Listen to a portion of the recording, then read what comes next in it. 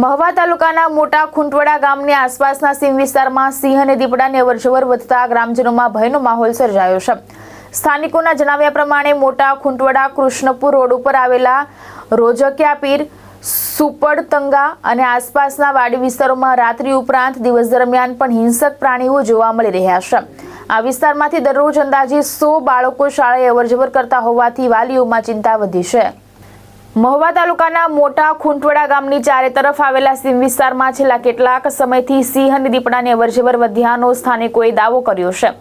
મોટા ખૂંટવડા કૃષ્ણપુર રોડ ઉપર આવેલા રોજકિયા પીર અને સુપડતંગા સહિતના વાડી વિસ્તારોમાં રહેતા માલધારીઓ, પશુપાલકો, ખેડૂતો અને સ્થાનિક રહેવાસીઓ ભયના માહોલમાં જીવી રહ્યા છે। સ્થાનિકોના જણાવ્યા અનુસાર અગાઉ હિંસક પ્રાણીઓ રાત્રિના સમયે જોવા મળતા હતા, પરંતુ હવે દિવસ દરમિયાન પણ વસાહત નજીક તેમના આંટાફેરા જોવા મળી રહ્યા છે।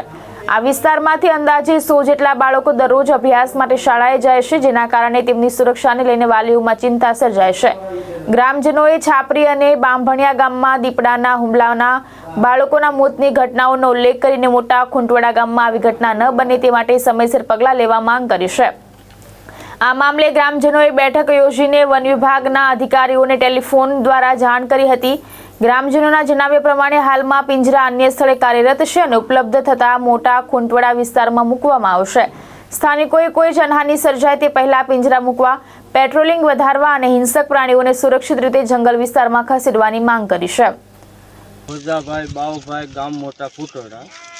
હું ખેડૂતનો દીકરો છું અને વાડી વિસ્તારમાં બધાના રહેણાંક છે। બાળ બચ્ચા બધાય ભણવા જાય, નિશાળે અવર જવર, પણ દીપડા ટણ અત્યારે એવા કવડાવે છે કે અત્યારે ઘેરની અંદર ગળી જાય છે। તો સરકારને વિનંતી કરું કે આ વસ્તુ ગમે એમ કરી અને તમે જલ્દી એનો નિકાસ આપો। પોપટભાઈ એજાભાઈ જોગરાણા, ગામ મારું મોટા ખૂંટવડા। અમારે દીપડાની હાવજની ફૂલ રજાડ છે। માલ ઢોર મારી નાખે એ તો સમજ્યા, તો બાળ બચ્ચાની રંજાડ કરે તો એની જવાબદારી સરકારની રહે, આને વહેલા છતાં ભરવાનું કરે। અમારા ઘર વાડીયું છે, વાડીયુંમાંથી જનાવર ઓછીતાના તોડે છે, ઝટકા મૂક્યા છતાં ઝટકા થોડે દિવાળ આડો આવી જાય છે। મારું નામ પૂનાભાઈ સોહલા। હવે આ ખેડૂનો બધાનો દેકારો, માલધારીનો દેકારો, પશુ પંખી કાંઈ જનાવર રહેવા દેતા નથી। પછી કોઈ બાળ બસાની કોઈ સલામતી નથી। અમારા અહીંયા વાડુ વિસ્તારમાં નિહાળ છે, 150 થી 200 છોકરા ભણવા જાય, એના મા બાપ બધું હારી રહે, છતાં સલામતી છોકરા એના મા બાપને હારી હોય તો જનાવર ઝડપી લઈ જાય છે। આવા કિસ્સા ઘણા ગામમાં બન્યા છે। અમે ખૂબ સરકારને વિનંતી કરી, ખેડૂનો, માલધારીનો બધાયનો કકળાટ છે કે તમને અમે હાથે પગે લાગી વિનંતી કરી, તમે આ જનાવર જંગલમાં લઈ જાઓ, અમારે જોતા નથી। અહીંયા શું છે બીજું જંગલનો? અહીં જંગલ છે, આ વાડી વિસ્તાર છે, અહીંયા બધા રહેણાંક છે, તો તમારે અહીંયા આની શું આવેગ છે?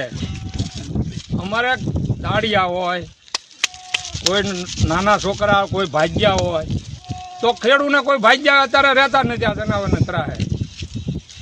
તો આનો નિર્ણય વહેલે ટકે લ્યો। આ વાત મોદી સાહેબને પણ પહોંચવી જોઈએ, અમારો મોટી વિનંતી છે।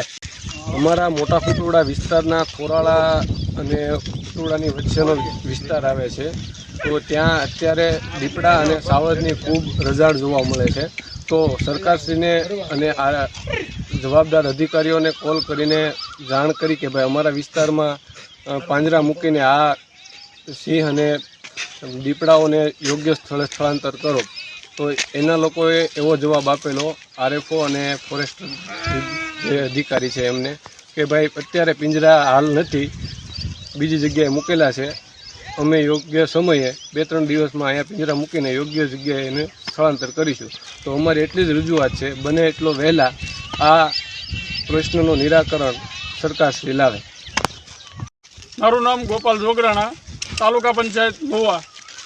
આ ખૂંટવડામાં આ વિસ્તાર ખોરાળાથી ખૂંટવડાની વચમાં જે વિસ્તાર આવે છે, એમાં દીપડા અને સિંહનો બહુ ત્રાસ વધી ગયેલો છે। રાતે તો આપણે સમજવી કે નહીં, રાતે નીકળીએ કે મારણ ઉપર, પણ દિવસે પણ ગામ લોકોના ઘરના અંદર ઘૂસીને